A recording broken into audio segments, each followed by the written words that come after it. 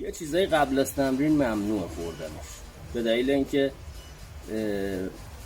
احتیاج به فعالیت سنگین دستگاه گوارشت داره و خون به جایی که به عضلاتت پمپاژ بشه میره تو معده.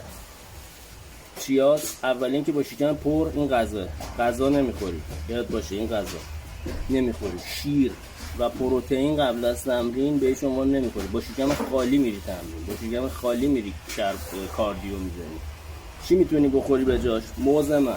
این الان موز منه، شما موز خودتون تهیه میکنین، نصفشو قبل تمرین نصفشو بعد تمرین. برای چی؟ برای اینکه این موز من حاوی کربوهیدرات زود جذبه، سریع جذب بدنتون میشه، حجم زیادی نداره، انرژی زیادی بهتون میده قبل از تمرین و بعد از تمرین هم به سرعت منابع کربوهیدرات بدنتون رو پر میکنه. لایک سابسکرایب یادتون نره، لایف و ساک اسپرایت نره، یادت باشه.